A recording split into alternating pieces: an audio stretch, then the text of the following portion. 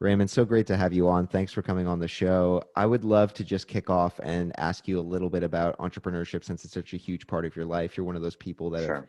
kind of been an entrepreneur forever, like from the beginning. So I would love to hear a little bit about that backstory in terms of what got you interested in entrepreneurship so early. Well, it's funny that I actually was a musician before I was an entrepreneur. So my training, my intended career growing up was as a classical musician, and that's what brought me to Montreal and grade music school. And then somehow, by the time I graduated, I was studying computer science and started a software company in the computer lab of McGill. They didn't like that so much, but I'll start by just saying that I didn't know I was going to be an entrepreneur. I kind of fell into it. I don't think I really knew what entrepreneurship was. Right? Most people don't until you start, which I think is a good thing. If you know exactly what it is before you start, you might not do it. But it's something that I fell into, and I can look back and say, oh, I did all these things when I was a kid. That's entrepreneurial, but it wasn't like a linear path to me. It's something that just thought, hey, I know somebody who has a software company. That doesn't look too hard. I'll give that a try. And that kind of naivete and kind of go for it mentality got me started. I've talked to a lot of founders now and asked them this question, and there's usually a couple of regular answers about it. Like I had this burning desire for an idea, or I really just hated working for other people and wanted to control my own destiny, or my parents were entrepreneurs. I mean, do you have a sense like that in terms of one thing, or is it just kind of more multivariate? Yeah, when I started the first company, it was actually a consulting company. So it was definitely not a burning desire with a product idea. I've had other companies where it was much clearer focus on there's a problem I really want to solve with a product. Let's start a company. That's much more describes Hockeystick.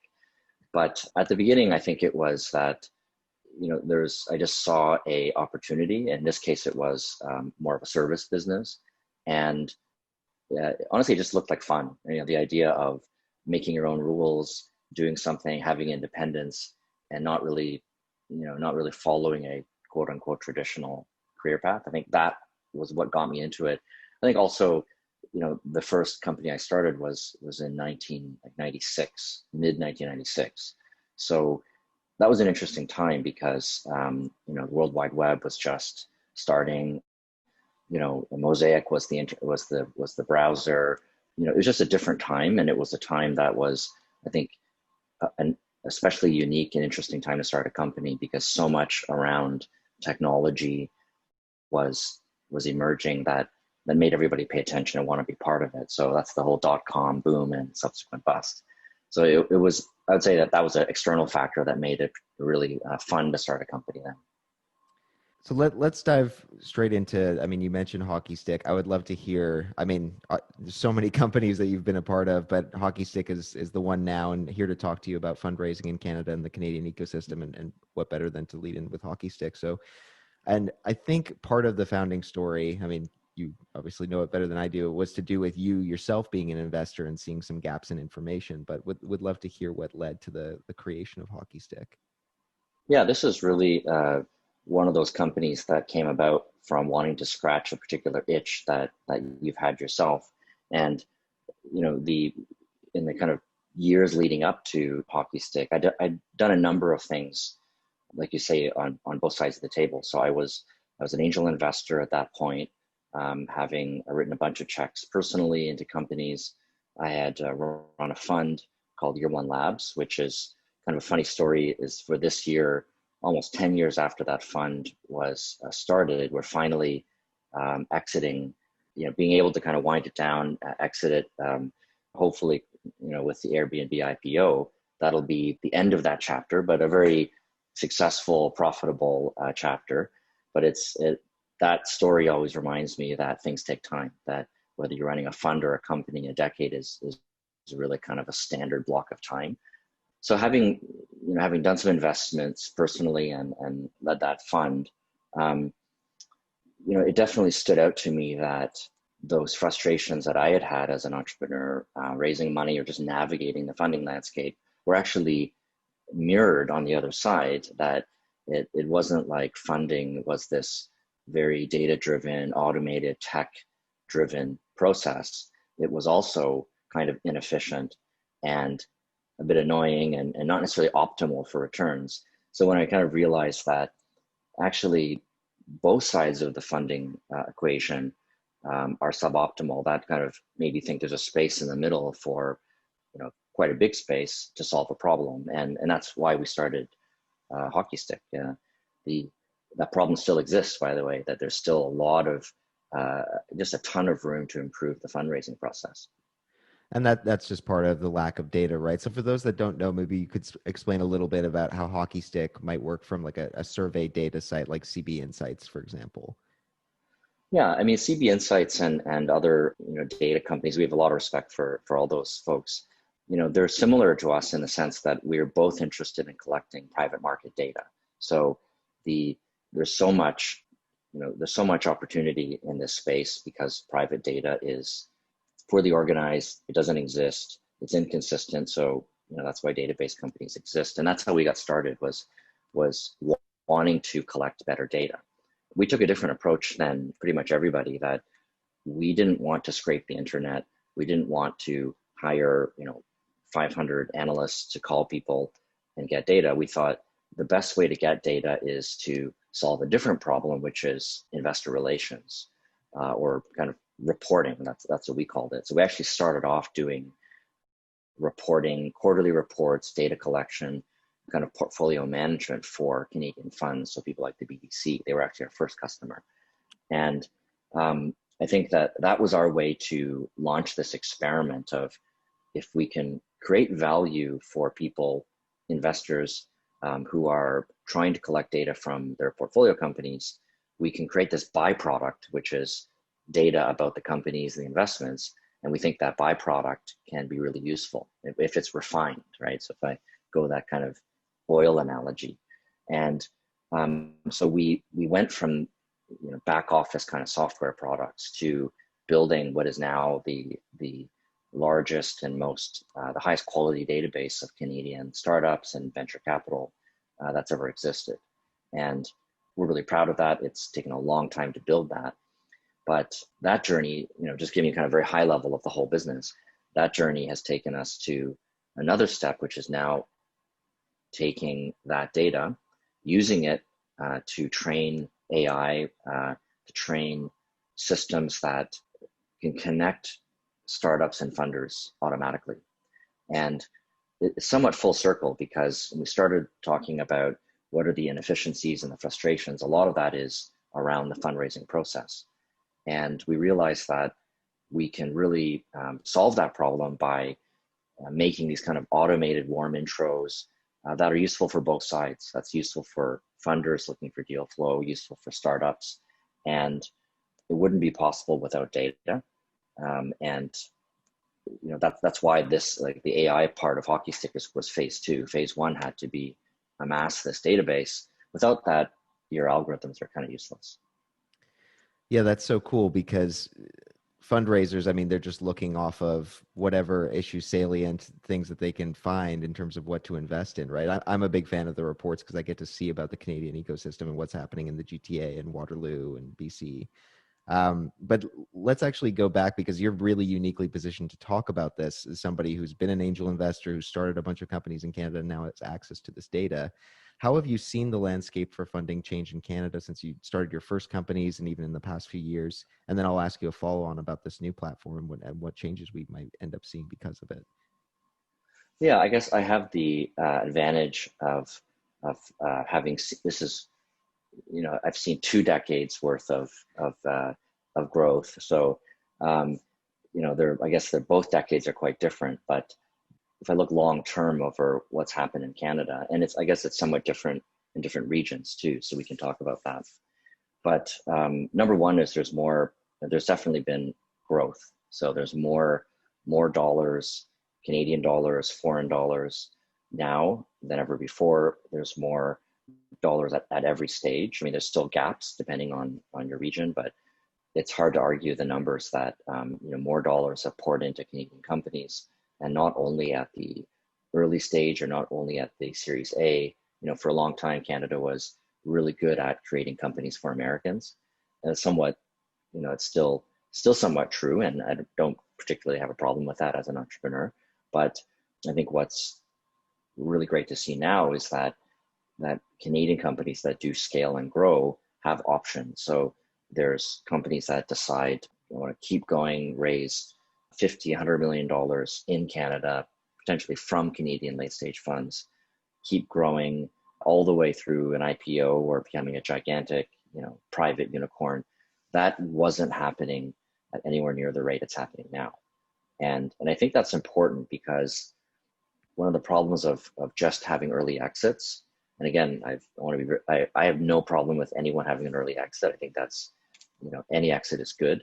But one advantage of larger exits is you have more capital being recycled into the Canadian ecosystem, even if some of the funding came from outside. But a lot of founders who exit and a lot of their senior staff and people who hold options, they recycle that capital and expertise back into their next company, into the next team. And I think that happening at scale, which has happened in Canada, that's been really good. So you see this from, Shopify to Radiant6 to, lots of different companies. Now you have people with money and experience and networks all around the world that can create their next company. Without that, I think the ecosystem is always going to be an early stage ecosystem. Yeah, I've got so many different questions for you, but we'll just have to pin down on one. So I actually want to take it back because you mentioned BDC before, and we're talking about exits. Their June 2017 report on the Canadian ecosystem and exits, like our exits being smaller and Canada having a problem scaling. And the two things that they pointed to as being the reason for that was, one, we had smaller average size VC funds, but the second one that really interested me is that larger Canadian corporations weren't being involved in financing big deals and weren't backing startups in the same way as the US. I'm just curious, like what your reaction to that is. Do you see that changing? Do you agree with it?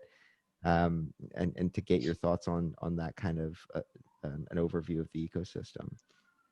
Yeah, I think we have to keep in mind that Canada is, relatively speaking, it's a small country, right? Like literally relative to the United States, it's small. So, we'll never have the number of buyers in Canada that exist, in the United States, and so that's something that it's natural for companies who want the biggest return when they exit. They're going to look globally at buyers, so we can't expect them to give too much of a hometown discount. But I think that your question about the role of corporates is really spot on. I think that's mostly a procurement issue, right? So I think that there's a ton of opportunity for Canadian corporates, whether it's banks or big consumer products companies, manufacturers, to buy more from Canadian startups. They overall they're really not buying from Canadian startups. Yeah, and I think that the problem is even bigger with government. I think the government has done a lot to fund innovation, but has really lagged behind other countries when it comes to buying from startups. So for some reason, it's a lot easier to write a check, to a startup or to a startup organization than to buy a startup's product. But if you look at even going back to how, decades and decades ago, how Silicon Valley was created, it was a lot of that was through defense contracts and government buying local tech. So I think that if Canada really wants to achieve the levels of innovation growth that we always say we want to, that's for me the biggest hole is people need to, I'd say, we don't need to say, buy Canadian, plant the flag, kind of that xenophobic economic policy. But I think that it's almost to say, hey, don't discriminate because it's Canadian, right? I think Canadian corporations and government somewhat will say, if there's a startup down the street and a startup from London, UK, or Tel Aviv, or San Francisco, it might kind of say, well, if it's Canadian, can it really be that good? I'm assuming the startup in Palo Alto is better. And I think that attitude needs to change where, I think that the numbers are showing this, that Canadian startups are not only just as good, but potentially world beaters, world beaters in their own space. So they have all the reasons why you should be buying Canadian. Yeah, I mean, we've seen a change in the big banks in Canada where they're getting behind more technology, but not necessarily in the retail sector and some of the other ones. So that was something that I wasn't fully aware of that I think is probably low-hanging fruit in terms of actually improving things here. Yeah. Like how do you view that? Is it's an educational thing? Is Hockeysticks, the new platform, at all going to relate to corporates about startups too? Is that, or is it purely about fundraising? Yeah, we're definitely going to be connecting companies with buyers of their products for sure. So we're not doing that right now, but it's on our short-term roadmap because when we looked at Hockeystick and we looked at connecting people together who have difficulty connecting, we definitely did not think of just capital. We're starting with capital because people need capital. They're somewhat stressed about their finances, and that's really why we accelerated that part of Hockeystick. But if you ask an entrepreneur, would you rather have $1 in investment or $1 in revenue? Hopefully they'll say $1 in revenue. Maybe not all of them would, but that's as big a problem of how do we just connect. Let's say I'm a a buyer at a bank, and I've decided, no, I really want to I want to procure something from a startup. First, you have to find them, right? And it's not easy to do that. So that is a problem we're going to attack and hopefully generate revenue for companies, not only help them find capital. So let's talk a little bit about raising capital. Again, you're super well positioned to talk about this as somebody who's done it and has been on the other side giving capital.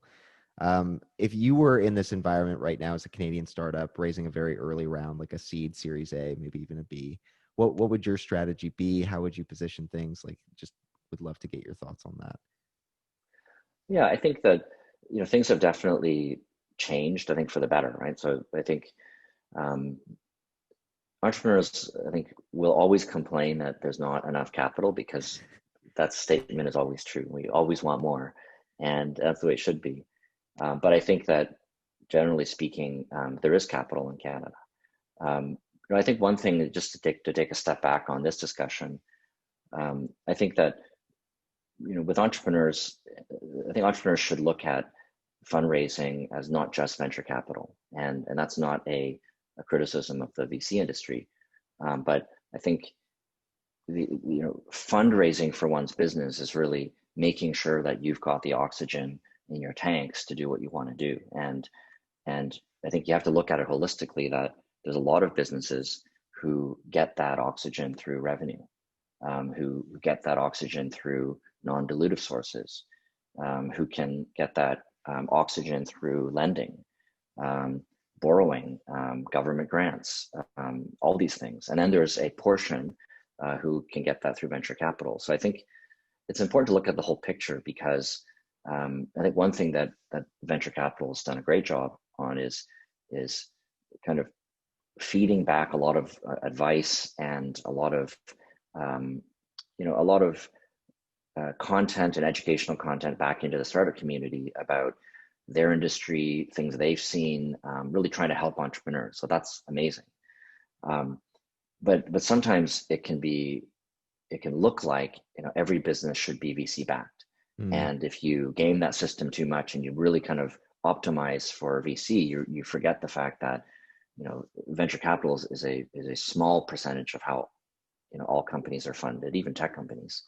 And as an entrepreneur, especially at the early stage, you have to look at all the different options at your disposal, and including revenue. So I know I've said that before, but it's a pretty big A/B kind of decision. If you decide one way I'm going to fund my business is spend the time to get ready, raise a round, give up a certain percentage of my company. That's, let's say, option A.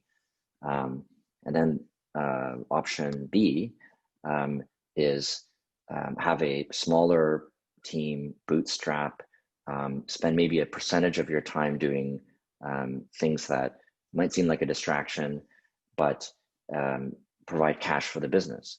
And there's pros and cons of both ways. But I think that I don't hear a lot of people talking about those decisions, about there's actually different avenues that you can take.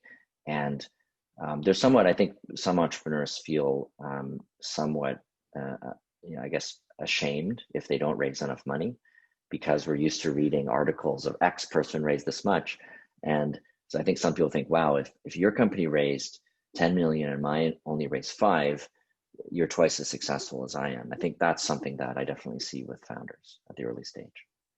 Yeah, I would actually love to talk more about that too, because I've talked to other founders about these types of vanity metrics that are actually, when you sit down and think about them, really crazy, like head count. Like my startup has Mm-hmm. 100 people and yours has 50, and you know what I Yeah. mean? Like head Yeah, count that makes no or sense. There was I think Charles Plant, who I know Charles and I've talked to him many times, is he published the narwhal list, and I think one of the things he has was called financial velocity. Is really the faster you spend the money, somehow the more successful your business is. And I always think that that's a strange metric of it. You know, that metric leads equally to your company dying and your company doing well. So you know, it's the same with your head count, right? Your head count is either you have, you know, you have the most head count relative to what you should have, which is not a good metric, or maybe you've got enough head count and it shows that you're an awesome company, but it is a strange thing to focus on. I think things like fundraising metrics are useful to show momentum in an ecosystem, to show who's writing checks, and you know, to show, yeah, these companies are doing well to a certain extent. But you know, you don't hear about companies announcing their revenue or announcing their traction as much, and I think they should. I think there's all kinds of different things that communicate, that signal value besides fundraising. yeah, it's a really good point. There are all these alternatives, right? You can do revenue grants, loans. You can just operate a smaller business that's leaner. But Yeah. for those that are doing VC, as somebody who's invested, what do you think that early stage startups often miss? Like, do they? I think one thing that I'm thinking about is missing actually interviewing the investors a little bit. Like they're so desperate for capital that they might forget about who they're getting involved with or whether that's a fit. But would love to hear your opinion on questions that they should be thinking about, not just in terms of we need to get the money, but who they're actually going to partner with. Yeah, I think that's hard. I mean, I think I agree that they should, right? I think that, you know, in general, you know who you are potentially getting into bed with is true. I think that the difficulty there is, you know, and somewhat something we're trying to solve is, let's say you have a successful kind of fancy VC investor that you're trying to connect with. The difficulty first is just how do you connect with them? And it's not as easy as people think. And I think that there's this advice that, you know, there's advice that says you shouldn't, um, you know, the first time you talk to a VC shouldn't be the pitch. You should have built a relationship. But of course, that's impossible to actually achieve in real life at scale. You can't build a relationship with hundreds of VC and partners just in case and pitch, right? So I've actually heard the opposite advice. Some people say that's a waste of time. Don't talk to me until you're raising. Don't tell me you're not raising and you just want to hang out and have an informational interview. That's wasting both of our time. You are raising and just say so and pitch me. So, you know, both pieces of advice, which are completely opposite, exist. But I'd say that one thing I do agree with is do your homework on the funds and in particular like the partners in the fund. That's a lot easier now because of, you know, platforms like Hockeystick where you can literally research every single funder in Canada, and other, you know, products that exist out there. So you have no excuse not to understand all the investments a fund has made, which partners led it, what other funds maybe that the partners or the associate you're talking to has been involved with. That's just basic LinkedIn kind of research. So you should do that because, you know, there may be some obvious reasons why it's not a good fit. You know, if that fund has only done late stage deals, they might still say we do seed, but their seed is, you know, 1 in 100, or their definition of seed is different than yours. So I think those are kind of table stakes things that entrepreneurs can do, and not just assume that if somebody reaches out to you that, because they reached out to you, oh, I should try to pitch them and raise money from them. It might not even be a good fit, and you can save yourself a lot of time by being a bit pickier. I guess that's one nice thing about Canadian startups these days. Startups have more there's more competition for their companies because Hmm. there's so many foreign investors, there's bigger funds. So that's a great thing for entrepreneurs to be able to say, I know I have options and I'm going to be a bit picky about who I raise money from. And I'm wondering a little bit about how more information will increase or help that. Like in terms of adding the platform to it, how do you see this affecting the Canadian ecosystem now that Hockey Stick has gone live with that? Do you think it's gonna be more foreign investment? Like how does that end up looking like now? Well, hopefully it's everyone, right? So I think that for us, um, how we measure ourselves initially in this kind of initial launch is, um, have we connected a startup to a funder that they wouldn't have met otherwise? So, Mm, if you were already best buddies with a Canadian VC, you don't need Hockey Stick to make that intro. But if we can introduce you to a funder that you didn't know, that could be foreign, you didn't really think about maybe as a category that, oh, I didn't know that that IP technology loan existed. So it's partly educational, and then partly, um, you know, this is a COVID thing that you're not going to go hang out with somebody at Startup Fest or CIX or Collision anymore. not anymore, Um, no. yeah, and it won't be, I think, for another year plus.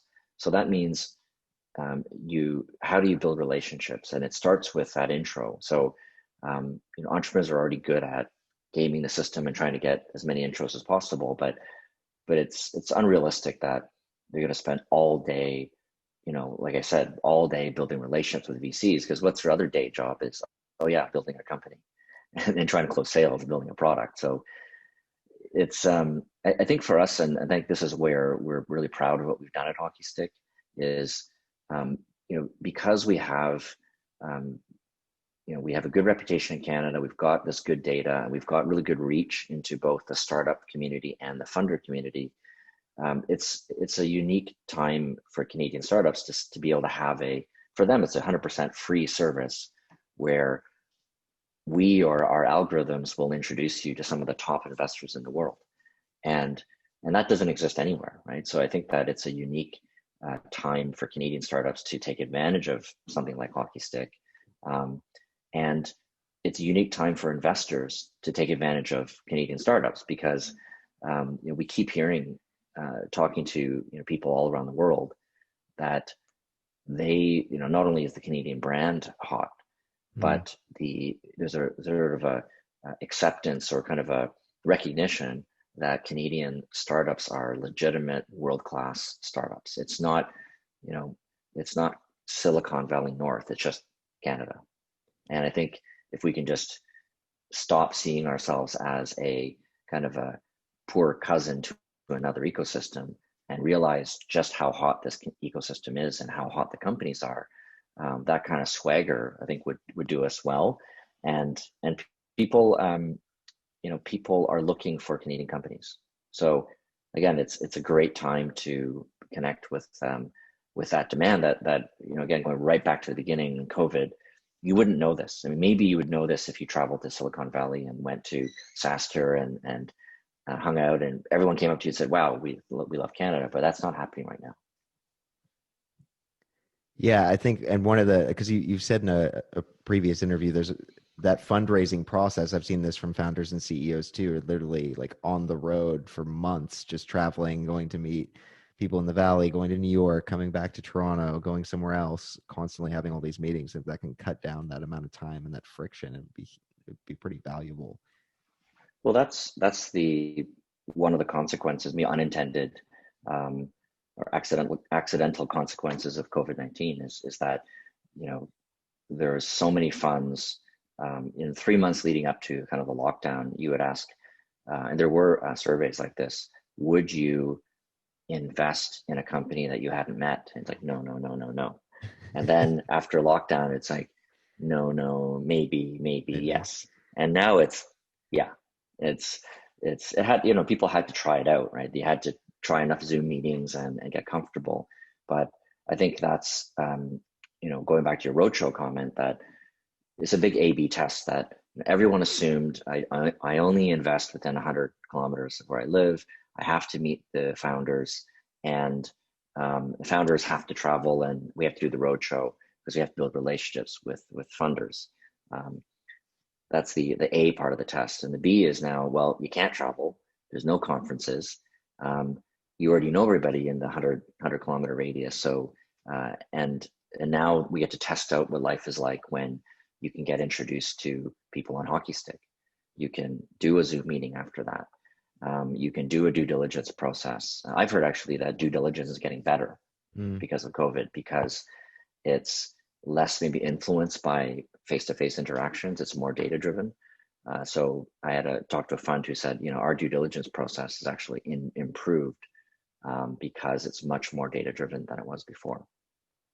That's really interesting. So you could see face-to-face meetings actually creating longer processes to close on fundraising accounts. That's Yeah, I'm sure, I'm sure that there's many parts of, I call them biases that, I would say, whether they're, explicit bias or not, that, there's a whole other area of bias when it comes to face that, that I think people are starting to talk about is, well, what types of people are connecting to investors to begin with? Why aren't there more woman-led businesses? Part of that is the face-to-face interaction. It's that kind of hot tub mentality of that was that, I think was it Peter Thiel or was it somebody else that, no, I don't think it was Peter Thiel. It was somebody else that said it was like all of my deals are done kind of in the hot tub. in the hot tub. And Okay. yeah, yeah. And I think that that's another thing that we're going to learn with a more data-driven approach, which I think is very positive, is how do we get rid of some of that unconscious and maybe conscious bias around race, gender,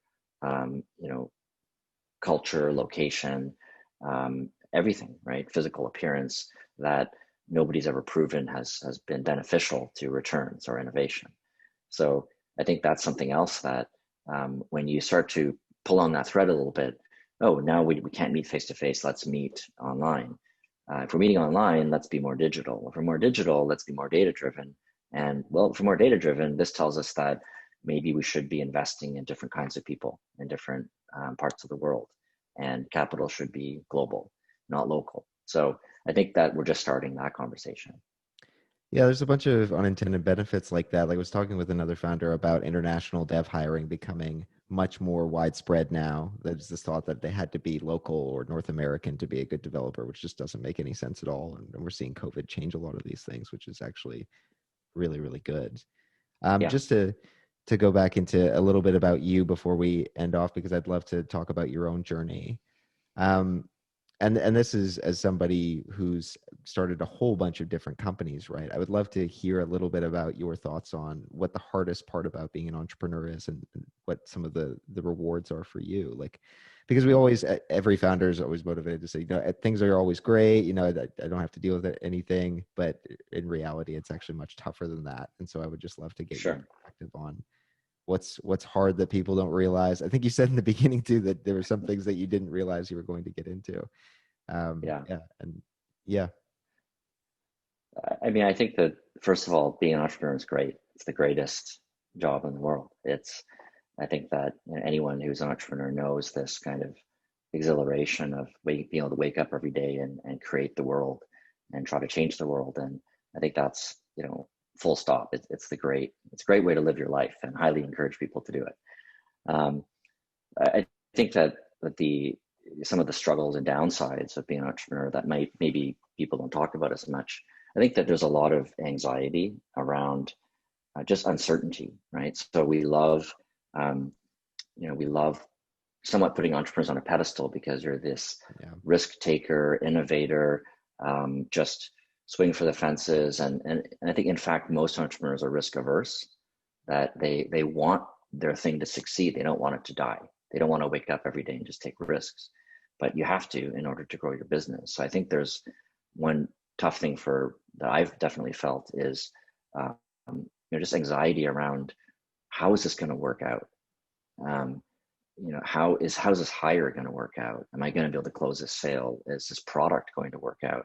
Because if you knew it was going to work out, it wouldn't be worth doing, Mm. right? So anything useful to do is risky. So you have to take that risk, but it can be very unpleasant. There's a lot of sleepless nights where you think, what the hell did I get myself into? Was that either the most genius move in the history of all, founders, or was that the stupidest thing? And you actually can't tell.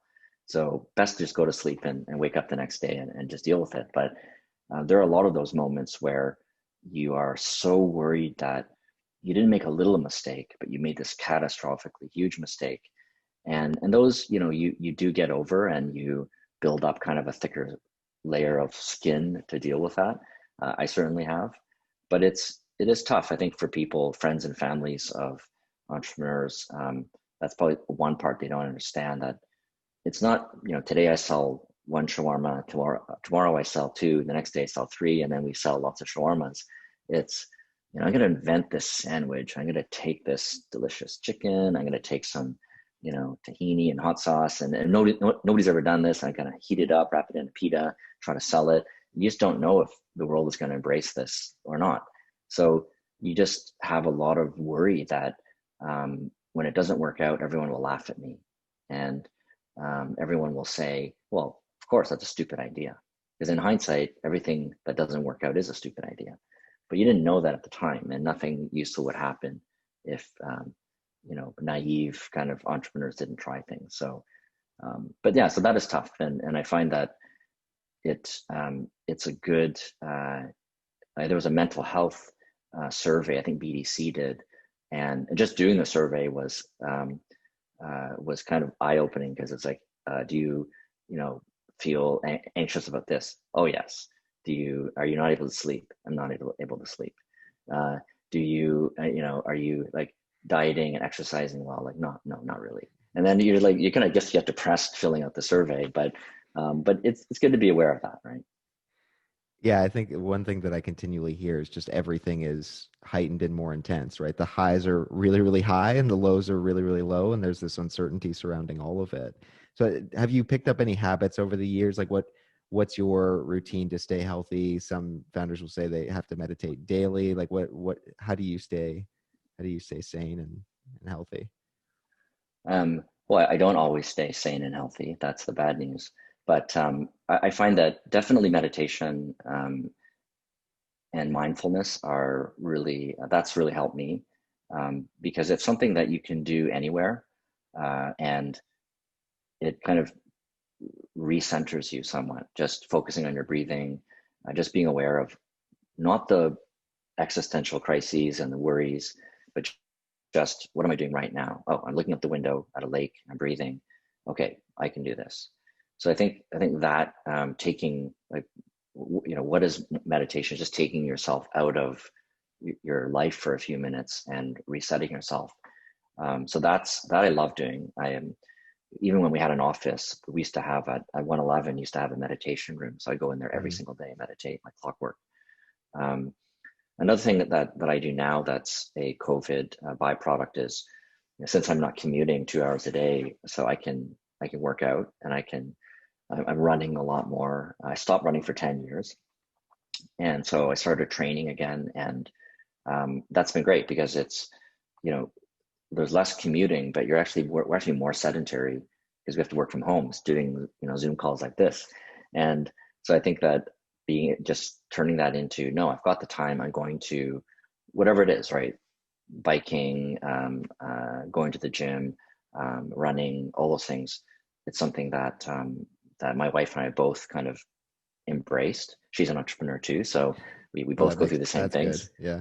Yeah, yeah, that's a whole other topic that we should talk about. Um, so she keeps me saying that that's the real answer is when you have two entrepreneurs, you have this kind of understanding, like, hey, I'm seeing crazy eye right now. I think we need to chill out, or take a step back. It's good to have somebody recognize that. Well, Raymond, this has been really, really awesome. Thank you for coming on. I'd love to do this again. We're out of time for this one, but yeah, thanks so much for hopping on. It's great to chat.